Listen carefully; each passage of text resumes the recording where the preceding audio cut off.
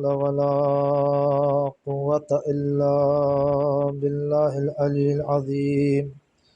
أعوذ بالله السميع العليم من الشيطان اللعين الرجيم. بسم الله الرحمن الرحيم. الصلاة والسلام على سيد الأشرف الأنبياء والمرسلين وخاتم النبيين ومولانا مقتدانا وهادينا أبي القاسم محمد وعلى آل بيته الطيبين الطاهرين المعصومين المظلومين المنتخبين المنتجبين ولعنة الله على أعدائهم أجمعين من ليلنا هذا إلى قيام يوم الدين. أما بعد فقد قال رسول الله صلى الله عليه وآله وسلم أحب إلينا أعز الناس إلي فاطمة. صلاة محمد وعلى محمد.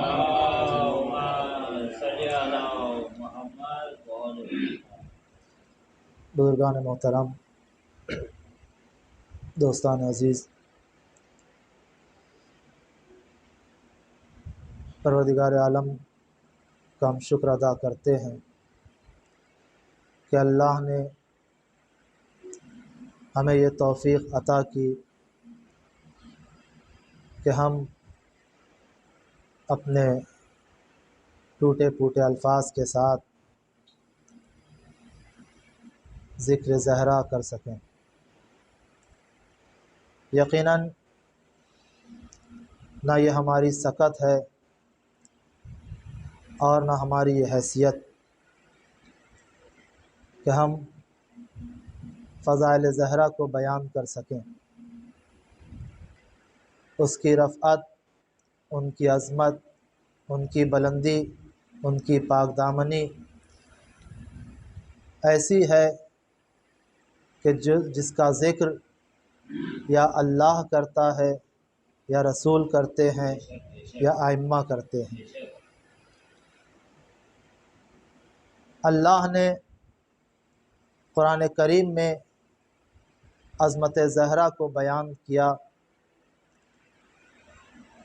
کبھی آیت تطہیر نے طہارت کی چادر اڑائی، کبھی آیت مباہلہ نے صداقت کی گواہی دی، کبھی سورہ حل عطا نے سخاوت کا اعلان کیا، اور اسی طریقے سے بہت ساری آیتیں جس میں فضیلت زہرا بیان کی گئی ہیں۔ شخصیت حضرت فاطمۃ الزہرا سلام اللہ علیہا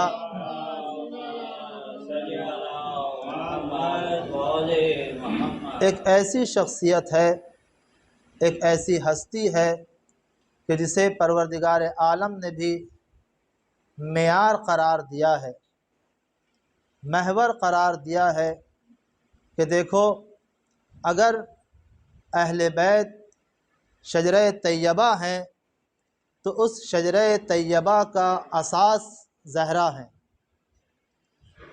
اگر اہل بیت نور ہیں تو اس نور کی حقیقت زہرا ہے۔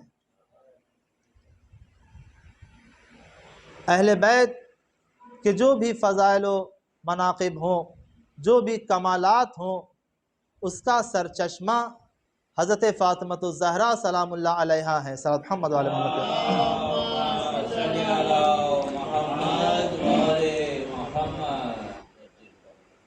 اللہ نے جناب فاطمہ زہرا سلام اللہ علیہا کے فضائل کو بیان کیا، خود پیغمبر اسلام بھی فضیلت زہرا کو بیان فرما رہے ہیں، کبھی بضعت منی کہہ کے کہا اور کبھی ام ابیہا کہا، اس طریقے سے احادیث ہیں، اور پیغمبر اسلام نے بیان احکام میں بھی بہت سی جگہوں پر جناب فاطمہ زہرا سلام اللہ علیہا کو مخاطب قرار دیا ہے۔ بیان احکام میں یعنی جب کوئی احکام بیان کرتے تھے، جب کوئی حکم الہی کو بیان کرتے تھے تو جناب فاطمہ زہرا سلام اللہ علیہا کو مخاطب قرار دیتے تھے۔ یہ خود ایک شخصیت کی فضیلت ہے کہ جہاں پر احکام الہی کو بیان کیا جا رہا ہو تو یہ دیکھا جاتا ہے کہ مخاطب کون ہے، مخاطب کون ہے۔ آپ دیکھیں روایات میں جہاں پر یہ بیان کیا گیا کہ جب پیغمبر اسلام نے حرام و حلال کو بیان کیا ہے تو جناب فاطمہ زہرا سلام اللہ علیہ کو مخاطب کر فرمایا کہ اللہ نے ان چیزوں کو حرام قرار دیا ہے، اللہ نے ان چیزوں کو حلال قرار دیا ہے۔ اور اسی طریقے سے جناب فاطمہ زہرا سلام اللہ علیہ کا جب ذکر آتا ہے اور جب فضیلت ان کی بیان ہوتی ہے، یقیناً یہ ایک ایسی ہستی ہے کہ جس کے ذکر کو بیان کرنے کے لیے، جس کے ذکر کو محسوس کیا ہے ائمہ علیہ السلام نے اور اپنی فضیلت کے لیے اسے بیان کیا ہے، اپنی فضیلت کے لیے اسے بیان کیا ہے اور بیان کر کے فخر کیا ہے، بیان کر کے ائمہ علیہ السلام نے فخر کیا ہے کہ ہم زہرا کے بیٹے ہیں، ہم فاطمہ کے بیٹے ہیں۔ آپ کے سامنے الحمدللہ مجالس کا سلسلہ جاری ہے اور آپ علماء کے بیان کو سماعت فرما رہے ہیں۔ امام زمانہ صلوات محمد علیہ محمد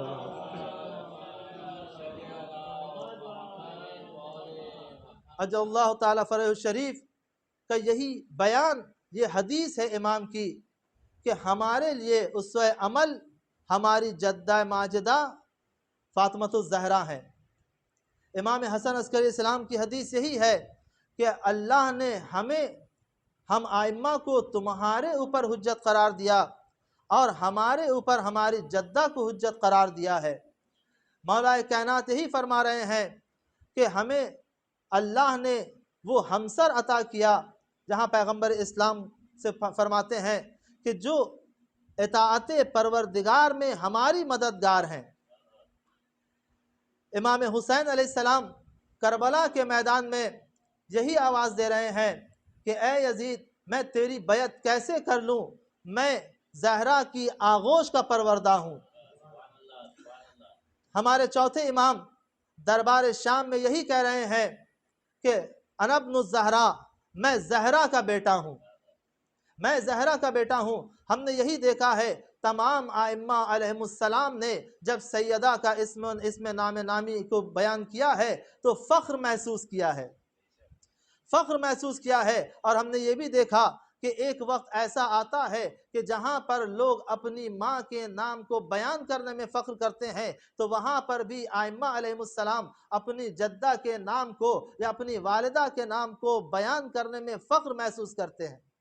کس طریقے سے مشہور واقعہ ہے کہ جب حاکم شام نے یہ اعلان کر دیا کہ جتنے بھی مسلمان ہیں سب کو تحائف دیے جائیں، سب کو تحفے دیے جائیں، سب کو تحفے دیے گئے، سبوں نے تحفے لے لیے۔ کچھ دن تک یہ ہدیہ دیا جاتا رہا اور کسی نہ کسی طریقے سے لوگ اپنے اعتبار سے لیتے رہے، جو بھی مصلحت ہو وہ تحفے لیتے رہے، ہدیہ قبول کرتے رہے۔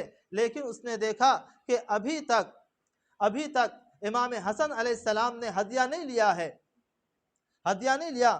انہیں بلایا اور جب امام آنے کے بعد جب گفتگو ہوئی، جب امام جانے لگے تو اس نے یہی کہا کہ اب تک جتنا ہدیہ بانٹا گیا ہے، جتنا تحفہ دیا گیا ہے، اتنا ہی تحفہ ان کی خدمت میں پیش کر دیا جائے، انہیں دے دیا جائے۔ اور جب اس نے دے دیا تو یہی کہا میں ہندا کا بیٹا ہوں، میں ہندا کا بیٹا ہوں۔ تو امام نے کیسا رد عمل پیش کیا؟ ایک وہاں پر غلام تھا، اس نے امام کی جوتی سیدھی کر دی۔ جیسے اس نے امام کی جوتی سیدھی کی، امام نے کہا جتنا تو نے مجھے دیا ہے میں اس کو عطا کرتا ہوں، میں سب اس غلام کو عطا کرتا ہوں۔ پھر امام نے فرمایا انا ابن الزہرا، میں زہرا کا بیٹا ہوں۔ صلوات محمد و آل محمد پہ۔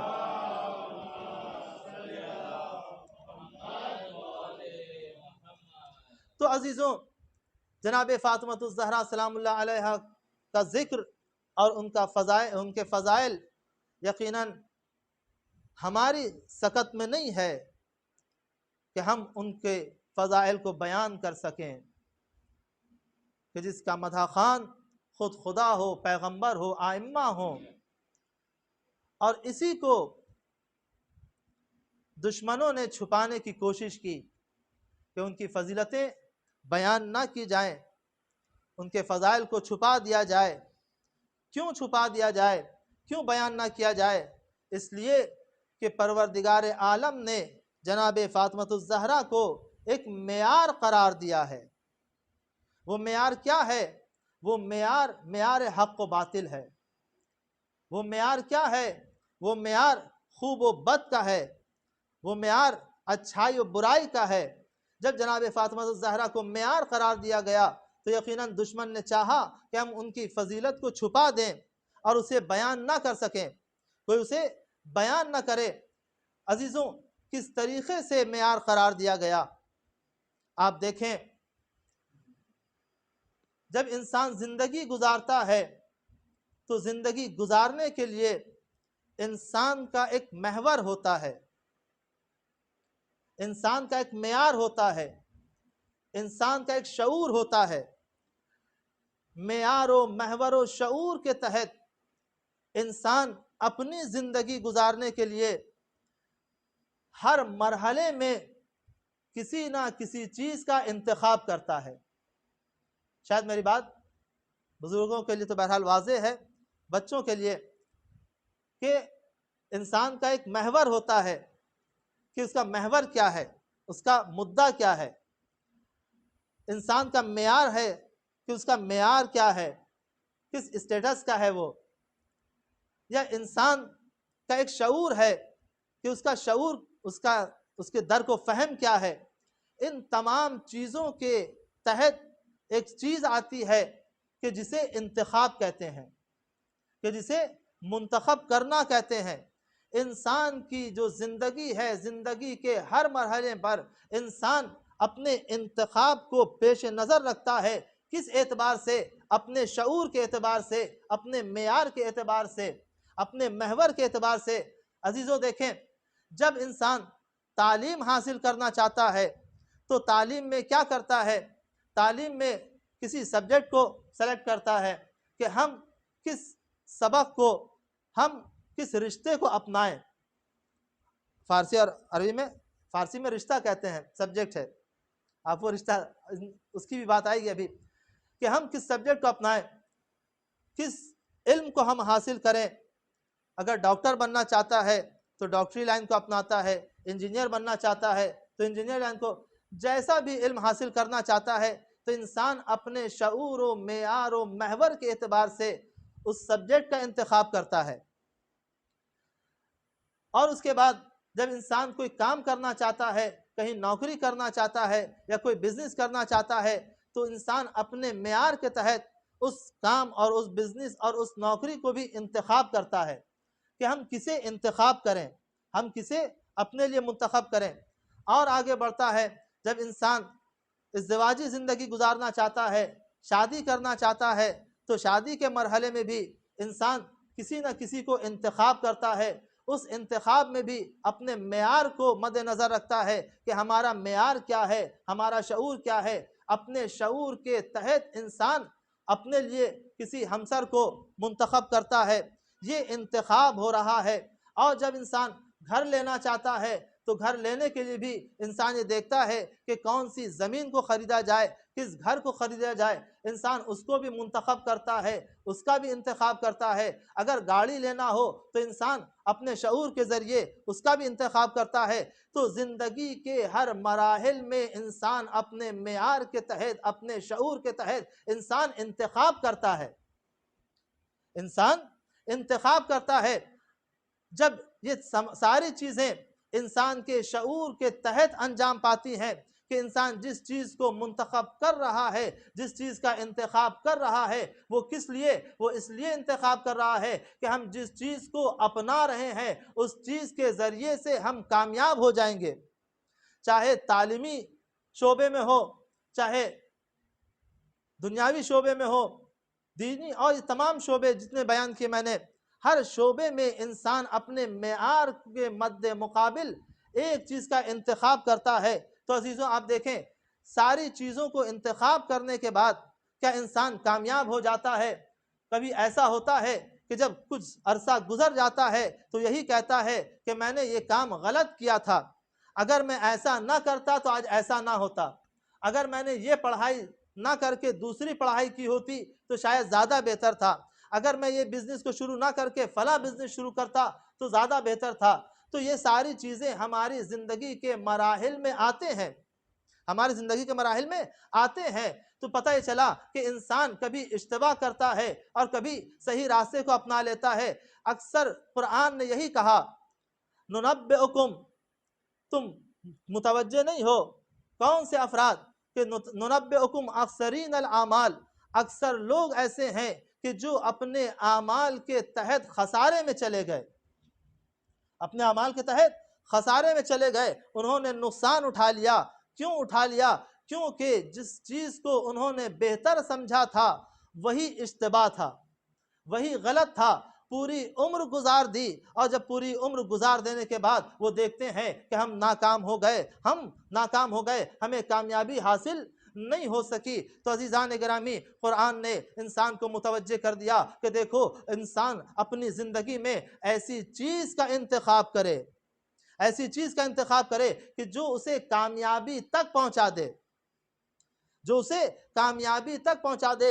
جہاں پر قرآن یہ آواز دے رہا ہے کہ بہت سارے لوگ ایسے ہیں کہ پوری عمر گزارنے کے بعد یہی دیکھتے ہیں کہ انہوں نے خسارہ کیا ہے، انہوں نے نقصان کیا۔ کیوں؟ کیونکہ ایک اشتباہ کیا تھا، ایک جگہ پر منحرف ہو گئے تھے، جہاں پر منحرف ہو گئے، جہاں پر اشتباہ کیا اور پوری عمر اسی اشتباہات میں گزار دی، تو ان کی زندگی ایسے جہالت و گمراہی کے دلدل میں پہنچ گئی کہ جس جہالت و گمراہی کے دلدل سے وہ اپنے آپ کو نجات نہیں دے سکتے، وہ اپنے آپ کو نجات نہیں دے سکتے ہیں۔ تو ضروری یہ ہے کہ انسان جس چیز کا انتخاب کر رہا ہے، اگر اپنے معیار کے ذریعے، اپنے شعور کے ذریعے، اپنی تمام صلاحیتوں کو محور بنا کر جس چیز کا انتخاب کر رہا ہے، تو انسان کے لیے ضروری ہے کہ اس کا انتخاب صحیح ہونا چاہیے۔ صلوات محمد و آل محمد پہ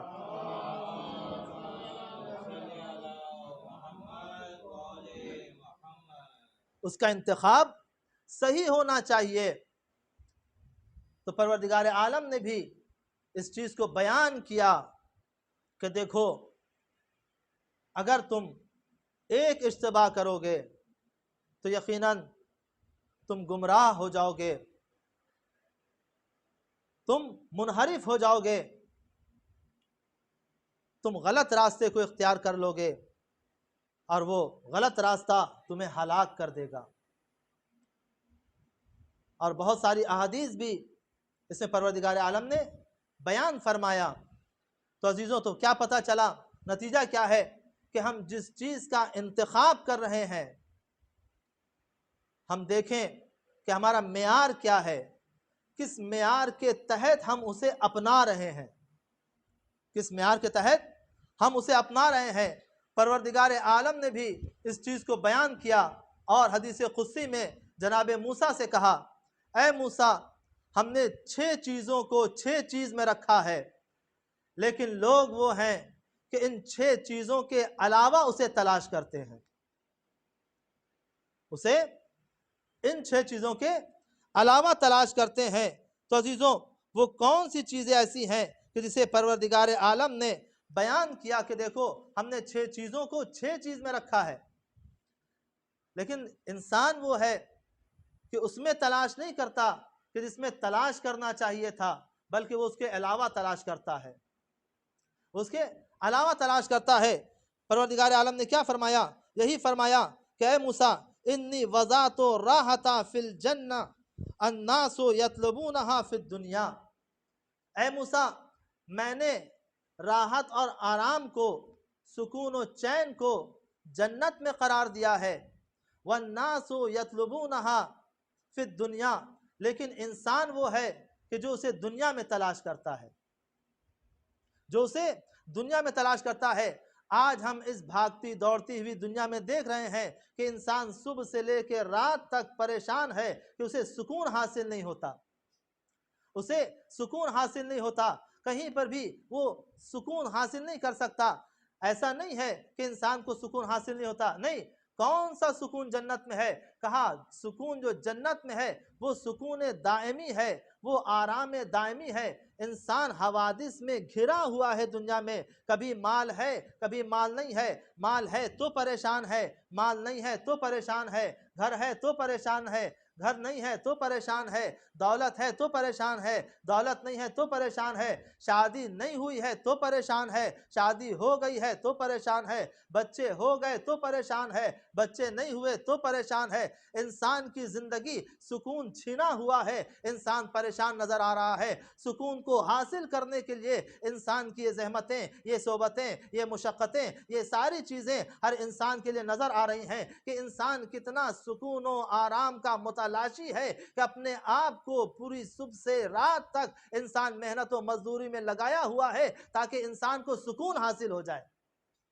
انسان کو سکون حاصل ہو جائے۔ تو پروردگار عالم نے یہی کہا کہ اے موسیٰ دیکھو میں نے راحت و آرام و سکون کو جنت میں قرار دیا ہے، لیکن افراد لوگ وہ ہیں کہ جو سکون کو دنیا میں ڈھونڈتے ہیں۔ صلی محمد وعلی محمد پہ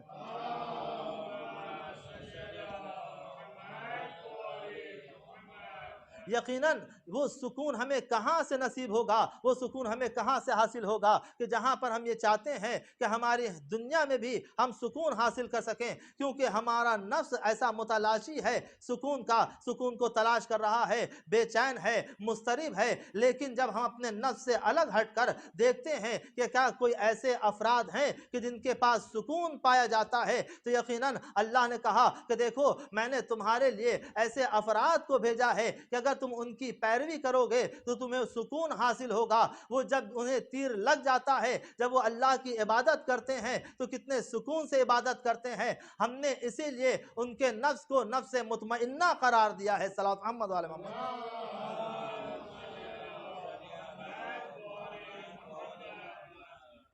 تو ایک چیز کہ انسان انتخاب جس چیز کو کر رہا ہے وہ انتخاب صحیح ہونا چاہیے۔ جب صحیح نہیں ہوگا تو یقیناً انسان کامیابی کی طرف نہیں بڑھ سکتا اور حق کو نہیں حاصل کر سکتا۔ اللہ نے سکون کو جنت میں قرار دیا، انسان سکون کو دنیا میں تلاش کر رہا ہے تو انسان کو وہ حق حاصل نہیں ہو سکتا۔ پھر پروردگار عالم نے کہا اے موسیٰ انی وضعت رفعہ والدرجہ فی التواضع، میں نے انسان کی بلندی کو، انسان کے درجے کو تواضع میں قرار دیا ہے۔ والناس یطلبونہا فی التکبر، لیکن انسان اسے تکبر و غرور میں تلاش کر رہا ہے۔ اللہ نے انسان کی بلندی کو کہاں قرار دیا؟ تواضع میں قرار دیا ہے، انکساری میں قرار دیا ہے۔ انسان کے درجے کو کہاں بلند کیا؟ کہ انسان کا درجہ اس وقت بلند ہوتا ہے کہ جب انسان متواضع ہوتا ہے، جب انسان منکسر مزاج ہوتا ہے۔ لیکن انسان کہاں تلاش کر رہا ہے؟ انسان تکبر و غرور میں تلاش کر رہا ہے کہ ہمارا درجہ اس وقت بلند ہوگا کہ جب ہم غرور کے ساتھ آئیں گے، جب ہمارے اندر یہ غروریت پائی جائے گی۔ تو اللہ نے کہا جس کے اندر بھی تکبر و غرور پایا جاتا ہے، یاد رکھو میں اسے چہرے کے بھل، میں اسے منہ کے بل زمین پہ گرا دیتا ہوں، میں اسے منہ کے بل زمین پہ گرا دیتا ہوں۔ جب شیطان نے سب سے پہلے تکبر کیا کہ میں آگ سے بنا ہوا ہوں، یہ مٹی کے بنے ہوئے ہیں، آگ مٹی سے زیادہ افضل ہے، تو یہ غرور و تکبر شیطان کو راندہ درگاہ کر دیتا ہے۔ جب فرعون نے کہا انا ربکم الاعلی، میں سب سے بڑا خدا ہوں، تو پروردگار عالم نے اسے ایسے پانی میں مارا کہ اس کے اندر اتنی جرأت و ہمت و طاقت نہیں تھی کہ وہ اپنے آپ کو پانی سے بھی نجات دے دیتا، وہ پانی میں چلا گیا۔ شداد نے غرور و تکبر میں جنت بنائی تھی کہ اے خدا مجھے تیری جنت سے کوئی مطلب نہیں، میں خود اپنی جنت میں رہوں گا، وہ اپنی جنت تک میں نہیں جا سکا۔ غرور و تکبر کرنے والا جب غرور کرتا ہے تو پروردگار اسے منہ کے بل گرا دیتا ہے۔ اور ہم نے یہی دیکھا کہ جناب موسیٰ کے زمانے میں بھی ایک شخص جو بہت زیادہ عبادت کرتا تھا، کبھی غرور تکبر ایسا نہیں ہے کہ انسان غلط راستے کو اختیار کر کے غرور تکبر میں مبتلا ہو جاتا ہے، نہیں، کبھی اچھے راستے کو بھی اختیار کر کے انسان متکبر ہو جاتا ہے۔ بہت زیادہ عبادت کرنے کے بعد انسان یہ سوچنے لگتا ہے کہ مجھ سے بڑا عابد کون ہے۔ بہت زیادہ علم حاصل کر کے انسان یہ فکر کرنے لگتا ہے کہ مجھ سے بڑا عالم کون ہے۔ کہیں دولت اس طریقے کی چیزیں حاصل کر کے انسان کے اندر یہ فکر ہوتی ہے کہ مجھ سے بڑا کون ہے۔ جناب موسیٰ کے زمانے میں جب جناب موسیٰ کا گزر ایک وادی سے ہوا تو جناب موسیٰ نے کیا دیکھا؟ ایک بہت عبادت گزار بندہ کہ جو لیٹا ہوا ہے۔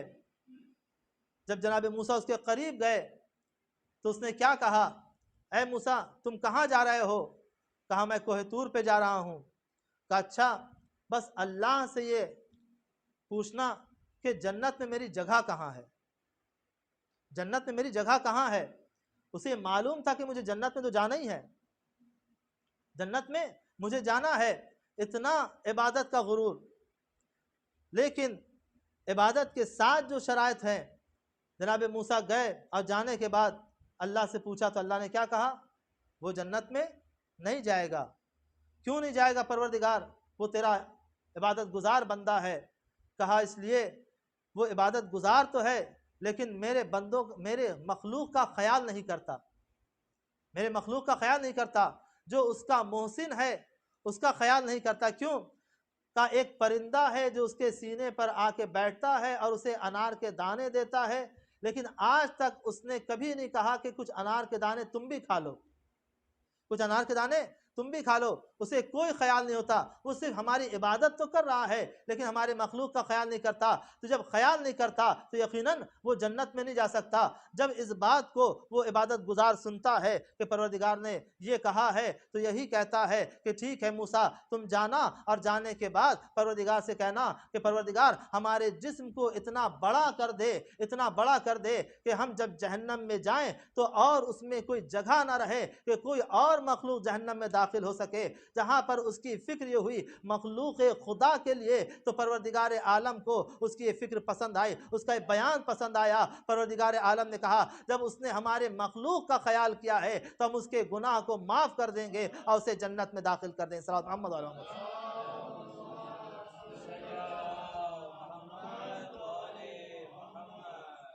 تو پروردگار عالم نے کیا فرمایا؟ یہی کہ وضعت الدرجہ وضعت الرفع، میں نے انسان کو بلندی عطا کی، اسے درجہ دیا۔ کہاں پر؟ جب وہ تواضع کرتا ہے، جب وہ تواضع کرتا ہے۔ لیکن انسان کہاں ڈھونڈ رہا ہے؟ غرور و تکبر میں ڈھونڈ رہا ہے۔ یہ تواضع اور تکبر ہر انسان کے ساتھ ہے۔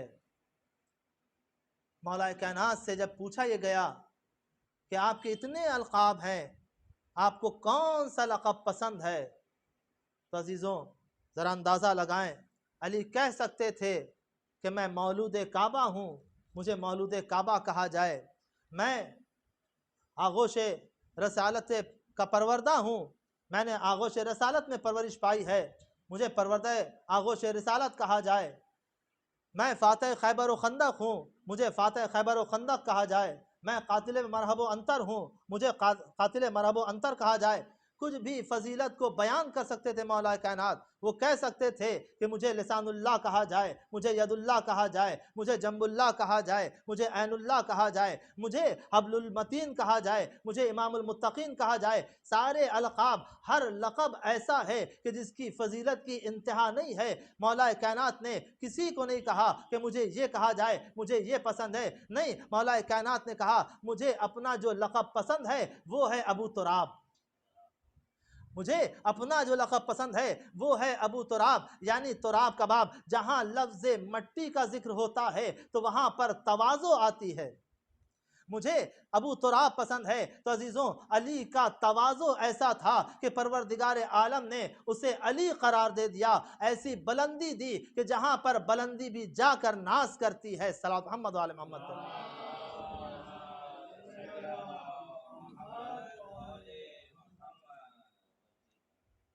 تو انسان اس چیز کا انتخاب کرے کہ جو اس کے معیار کو دیکھتے ہوئے اسے کامیابی تک پہنچا سکے، معیار کے تحت، اپنے شعور کے تحت جس چیز کو منتخب کر رہا ہے وہ چیز کیسی ہے، وہ چیز کیسی ہے۔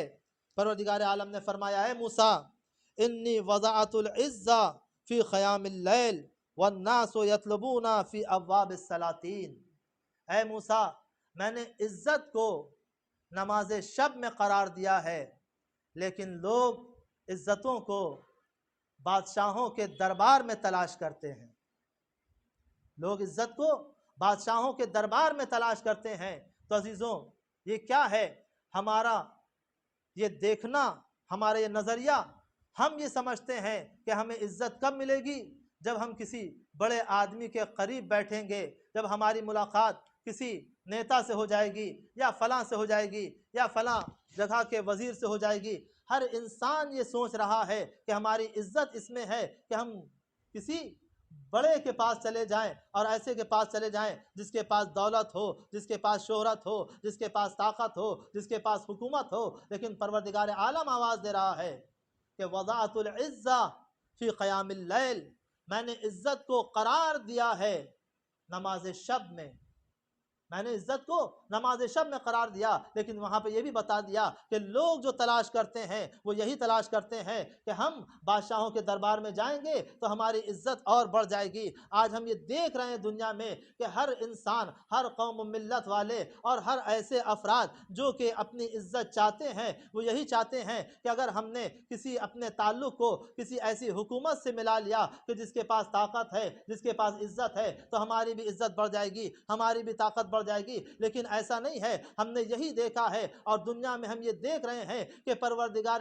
عالم نے عزت اسے دی ہے کہ جو قیام اللیل کرتے ہیں، جو نماز شب پڑھتے ہیں، جو رات کی تاریکی میں مصلی عبادت پہ جا کر پروردگار عالم کے حضور میں اپنے ہاتھوں کو بلند کر کے دعا کرتے ہیں۔ آج ہم نے یہ دیکھا کہ جس کے پاس طاقت ہے، جس کے پاس دولت ہے، جن کے پاس اسلحے ہیں، جن کے پاس سب کچھ ہے، آج وہ حیران و پریشان ہیں ایسے افراد سے کہ جن کے ہاتھوں میں تسبیح زہرا ہے، جو رات کے تاریکی میں مصلی عبادت پہ آ کے دعا کرتے ہیں۔ صلوات محمد و آل محمد پہ۔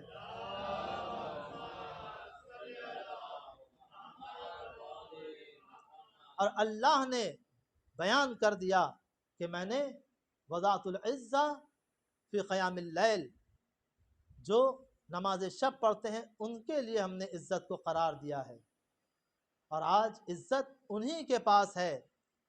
یقیناً بادشاہوں کے دربار میں وہ عزت نہیں مل سکتی جو خداوند عالم کے حضور میں عزت حاصل ہوتی ہے۔ ہمارے استاد نے اس چیز کو بیان کیا کہ جب ایران و عراق کی جنگ ہو رہی تھی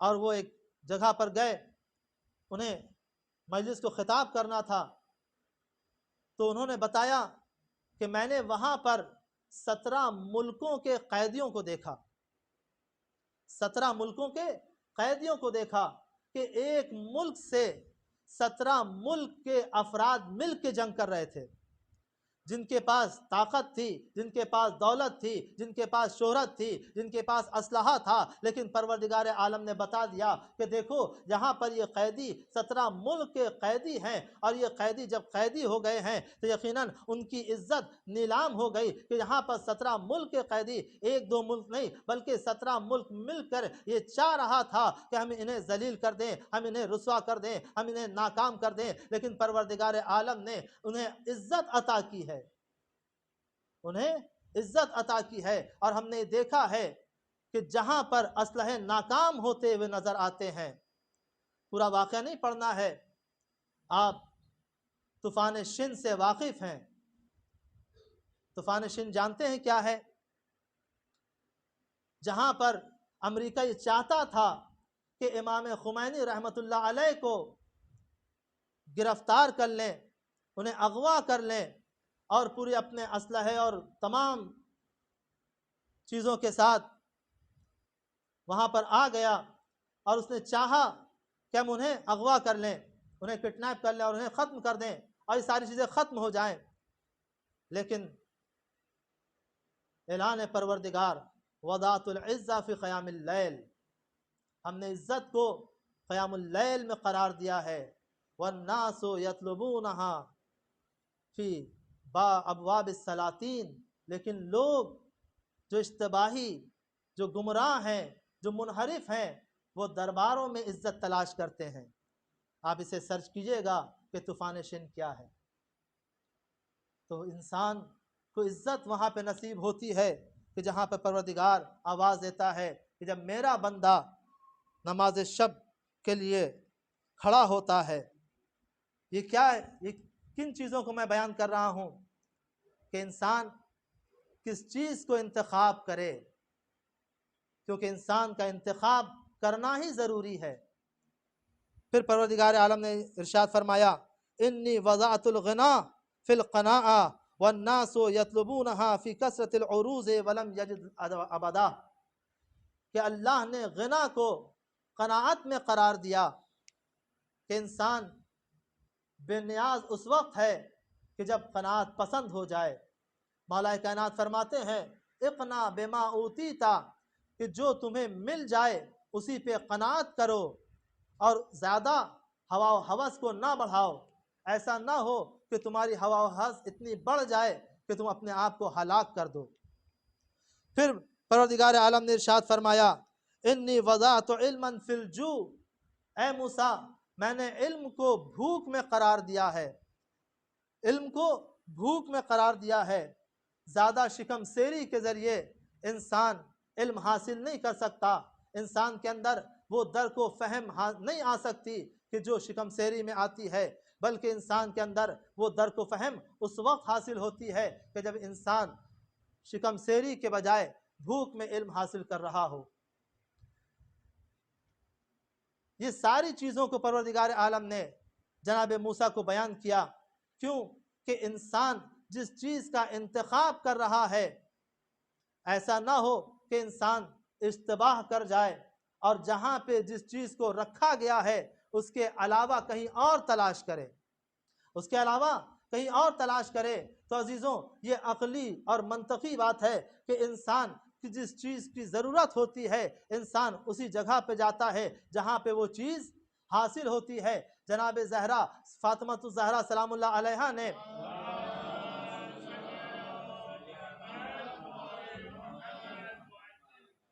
اپنے خطبے میں یہی ارشاد فرمایا تھا کہ دیکھو جب تمہارے پاس ہدایت شدہ افراد ہیں تو تم یہ کیسے ممکن ہے ان کی پیروی کرو کہ جو ابھی اسلام میں داخل ہوئے ہیں،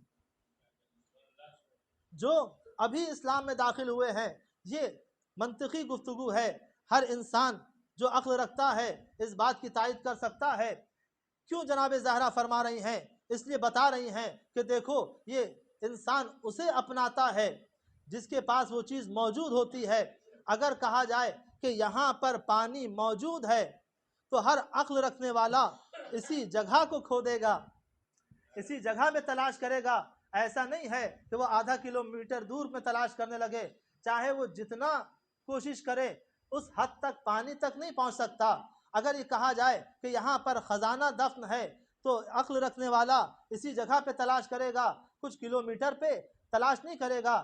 چاہے جتنا بھی کوشش کرے، جتنا بھی زحمت و مشقت کرے، وہاں پر وہ خزانے تک نہیں پہنچ سکتا۔ جہاں پر جو چیز موجود ہوتی ہے وہیں پر تلاش کیا جائے تو وہ چیز حاصل ہو جاتی ہے۔ جناب فاطمہ الزہرا سلام اللہ علیہا نے یہی کہا کہ دیکھو جب ہدایت شدہ افراد تمہارے پاس موجود ہیں، ہمارے سامنے موجود ہیں، تو تم نے یہ کون سی چیزوں کو بیان کر دیا اور کس چیز کو وجود میں لیا ہے کہ جو ہدایت شدہ تھے انہیں چھوڑ کر انہیں اپنا لیا ہے کہ جو ابھی اسلام میں داخل ہوئے ہیں، جو ابھی اسلام میں داخل ہوئے ہیں۔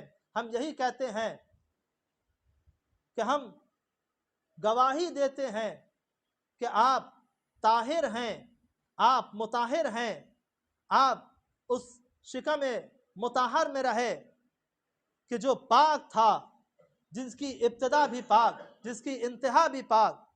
انسان اس کی پیروی کرے گا یا اس کی پیروی انسان کرے کہ جس کی اچھی خاصی زندگی کفر میں گزر گئی ہو۔ ہر عقل رکھنے والا یہی کہے گا کہ یہ عقلی بات ہے کہ جو پہلے سے پاک و پاکیزہ ہو، جو پہلے سے ہدایت یافتہ ہو، انسان اس کی اتباع کرے گا، نہ کہ اس کی اتباع کرے جو بڑھاپے میں جس نے اسلام کو قبول کیا ہے۔ جس نے بڑھاپے میں اسلام کو قبول کیا، پوری زندگی کفر میں گزار دی، تو جناب زہرا کو پروردگار عالم نے محور قرار دیا، معیار قرار دیا، اور پیغمبر اسلام نے یہی کہا کہ میں سب سے زیادہ جو محبت کرتا ہوں وہ فاطمۃ الزہرا سے محبت کرتا ہوں۔ تو عزیزوں، جناب فاطمۃ الزہرا معیار ہیں حق و باطل کا، فاطمۃ الزہرا معیار ہے خوب و بد کا، فاطمۃ الزہرا سلام اللہ علیہا معیار ہیں اچھائی اور برائی کو پہچاننے کا، کہ جہاں پہ دیکھو، جہاں پہ انسان مشتبہ ہو کہ یہ بھی صحابی رسول ہیں، یہ بھی صحابی رسول ہیں، یہ بھی رسول کو چاہنے والے ہیں، وہ بھی رسول کو چاہنے والے ہیں، ہر کچھ انسان کے سامنے مشتبہ ہو رہی ہو، اور انسان اس فکر میں ہو کہ ہم انہیں مانیں یا انہیں مانیں، تو دیکھو ہم معیار قرار دے رہے ہیں فاطمۃ الزہرا کو۔ جسے فاطمہ مانے تم اسے اپنا لو، جسے فاطمہ چھوڑے تم اسے چھوڑ دو۔ صلوات محمد علی محمد۔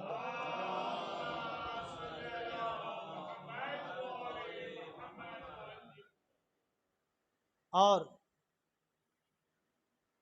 جناب فاطمۃ الزہرا سلام اللہ علیہا کی محبت علی سے کیوں تھی؟ کیا اس لیے تھی کہ وہ ان کے شوہر تھے؟ کہا نہیں، جناب فاطمۃ الزہرا نے علی کا انتخاب کیا تھا،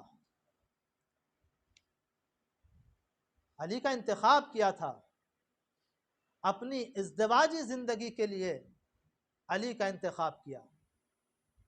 انتخاب کا صحیح ہونا یہ ضروری ہے۔ علی کا انتخاب کیا، اپنی ازدواجی زندگی کے لیے علی کا انتخاب کیا، اپنی امامت کے لیے کہ ہم کسے امام مانیں علی کا انتخاب کیا، ہر مرحلے میں علی کا انتخاب کیا، اور یہ کہا کہ اگر تم کامیاب ہونا چاہتے ہو تو علی سے محبت کرو، علی سے محبت کرو۔ کیوں؟ کیا علی ان کے شوہر تھے اس لیے؟ نہیں، یہ ویسے ہی ہے، یہ ویسی محبت ہے کہ جیسی محبت جناب یعقوب کو جناب یوسف سے تھی، کہ جناب یعقوب اس لیے محبت کرتے تھے کہ وہ ان کے بیٹے تھے؟ نہیں، اس لیے کہ وہ جانتے تھے کہ یوسف حجت خدا ہیں، اس لیے محبت کرتے تھے۔ جناب زہرا جانتی تھیں کہ علی حجت خدا ہیں۔ انسان بھی اپنی زندگی میں اسے منتخب کرے، اسے اپنائے کہ جو اسے کامیابی تک پہنچا سکے۔ ذات زہرا ہمیں اس بات کی طرف متوجہ کرتا ہے کہ جب تم اپنی حیات میں یہ چاہتے ہو کہ تم کامیاب ہو جاؤ تو ذرا اپنے دین کی طرف متوجہ ہو، کہ انسان اپنی زندگی میں اتنی کوشش کرتا ہے کہ ہم ایسی چیز کا انتخاب کریں جسے ہمیں خوشی نصیب ہو، جسے ہمیں عزت حاصل ہو اور ہم کامیاب ہو جائیں، تو دین کے لیے انسان کیوں متوجہ نہیں ہوتا کہ ہم اس کی پیروی کریں کہ جو ہمیں کامیاب کر دے۔ زہرا محور ہیں، زہرا معیار ہیں حق و باطل کا، اور بتا رہی ہیں کہ دیکھو ہماری زندگی یہ ہے کہ جس کی ہم نے پیروی کی ہے وہ امام برحق ہے۔ زہرا کیوں لوگوں کے دروازے پہ جاتی تھیں؟ کیا اس لیے جاتی تھیں کہ علی ان کے شوہر تھے؟ نہیں، یہ بتاتی تھی کہ دیکھو علی کی حمایت کرو، کیونکہ علی حجت خدا ہے، علی حجت خدا ہے۔ ہاں عزیزوں، پر جناب فاطمۃ الزہرا نے کیسی کیسی مصیبتیں برداشت کی ہیں حجت خدا کی حفاظت میں، حجت خدا کی دفاع میں، ولایت کی دفاع میں۔ اللہ اکبر! یہ ایام عزائے فاطمیہ یقیناً یہ پروردگار عالم کا ایک ہدیہ ہے ہمارے لیے کہ ہم ذکر زہرا کر رہے ہیں اور ذکر زہرا کو سن رہے ہیں، ذکر زہرا کو اور مجلس زہرا بپا کر رہے ہیں۔ عزیزوں، دشمن نے لاکھ چاہا اسے چھپا دیا جائے، لیکن یہ انتقام پروردگار ہے، یہ انتظام پروردگار ہے، کیونکہ اس ذکر کے ذریعے ظالم کے چہرے سے نقاب ہٹا لی جاتی ہے، ظالم کا چہرہ اجاگر ہو جاتا ہے، اور کسی کا ذکر ہوتا ہے ہے تو اور ظالموں کے چہروں پہ پردہ ڈال دیا جاتا ہے اور اشتباہات کے طوفان برپا کر دیے جاتے ہیں. لیکن جب زہرا کا ذکر آتا ہے تو وہاں پر ظالم چھپ نہیں سکتا, وہاں پر ظلم اپنے آپ کو ظالم چھپا نہیں سکتا. ہاں عزیزو, یہ ذکر ہے کیسے کیسے ظلم ہوئے ہیں زہرا پر. اللہ اللہ, بعد رسول بیٹی, رسول کی بیٹی نے ایک مرثیہ پڑھا تھا, سبت علیہ مصائب اللہ نہا, سبت علیہ میں سرنا لے آلیا. اے بابا آپ کے بعد مجھ پر وہ ظلم ڈھائے گئے, اگر دن پہ ڈھائے جاتے تو یہ روز روشن رات کی تاریکی میں بدل جاتا. عزیزو, ہم نے پڑھ دیا, آپ نے سن لیا, لیکن ذرا اندازہ لگائیں دن کا رات کی تبدیلی میں بدل جانے کا کیا مطلب ہے. اللہ اللہ, پوری دنیا میں ایک قیامت برپا ہو جاتی اگر وہ ظلم دنیا میں اس طریقے سے ڈھایا جاتا, دن پر ڈھایا جاتا. ہاں عزاداروں, اور سبھی رسول کی آنکھیں بند ہوئی تھی کہ ایک مرتبہ زہرا کا در جلایا گیا. لوگوں نے دھوئیں کو بلند ہوتے ہوئے دیکھا. جب یہ دیکھا کہ یہ کون سی رسم کو توڑا گیا ہے, ابھی تو رسول کی آنکھوں بند ہوئے کچھ ہی دن گزرے ہیں, کیونکہ وہ رسم بھی وہاں بھی منائی جاتی ہے کہ جب کوئی مر جاتا ہے تو کچھ دن تک مرنے والے کے گھر میں چولہا نہیں جلتا.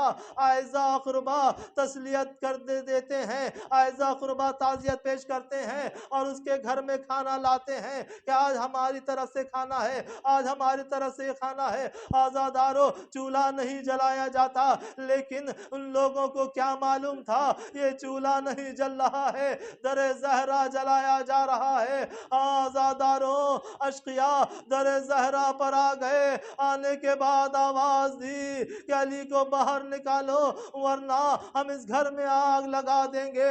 اللہ اللہ, زہرا نے یہی کہا تھا نا, کیا تم اس گھر میں آگ لگا دو گے جس میں رسول کے بچے ہیں, جس میں رسول کے فرزند ہیں. کہا کوئی بھی ہو. ابھی یہ باتیں ہو رہی تھی کہ ایک مرتبہ دھواں بلند ہونے لگا, آگ کے شعلے بھڑکنے لگے, دروازہ جلنے لگا. سیدہ نے اپنے ہاتھوں سے دروازے کو تھاما, پشت سے دیوار پہ ٹیکا.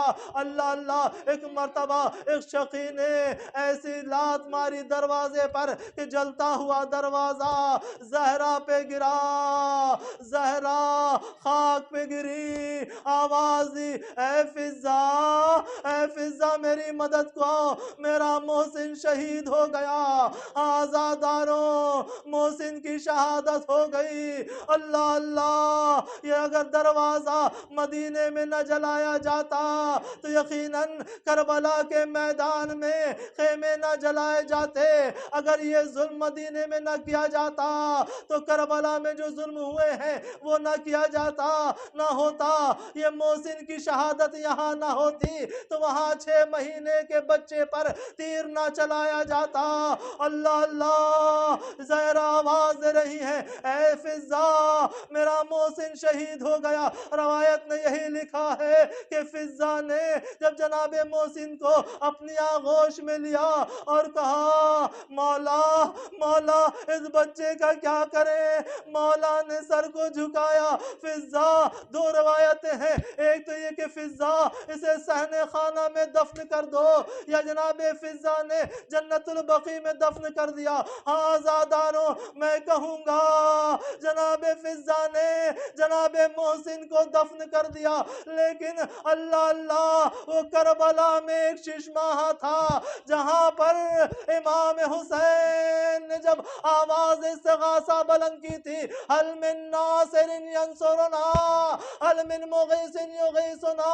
جب امام مدد کے لیے آواز دیتا ہے تو یقیناً وہ افراد اپنے آپ کو امام کی مدد کے لیے آمادہ کرتے ہیں.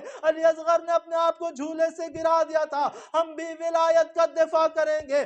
آج امام نے ہمیں مدد کے لیے پکارا ہے۔ آزاداروں، جناب محسن کو دفن کر دیا گیا، لیکن جناب محسن پر یہ نہیں لکھا کہ دفن کرنے کے بعد کوئی ظلم ہوا ہو، لیکن کربلا کے میدان میں جب امام حسین علی اصغر کے لیے پانی طلب کر رہے تھے، کہہ رہے تھے کیا تم میں سے کوئی صاحب اولاد ہے جو اس بچے کو پانی پلا دے، لیکن ایک آواز گونجی، اینا اینا حرملا اقطع کلام الحسین، اے حرملا کہاں ہو، آؤ حسین کے کلام کو قطع کر دو۔ حرملا کا تیر سنسناتا ہوا چلا آگے گلوہ علی اصغر پہ لگا۔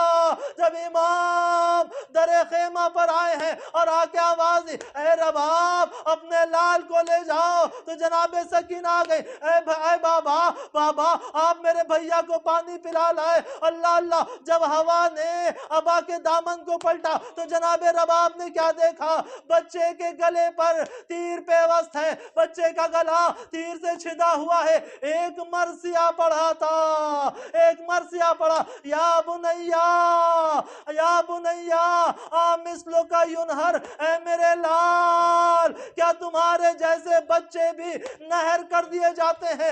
آزاداروں، نہر اونٹ کو کیا جاتا ہے نا، پہلے اونٹ کے گلے میں خنجر مارا جاتا ہے، جب اونٹ زمین پہ گرتا ہے تو اس کے گلے کو جسم سے جدا کر دیا جاتا ہے۔ ہم نے یہی دیکھا جب امام نے علی اصغر کو دفن کر دیا، ایک مرتبہ جب کربلا تمام ہو گئی، اشقیاء نے کہا حسین ایک بچے کو لائے تھے، وہ بچے کو حسین نے کہیں دفن کر دیا۔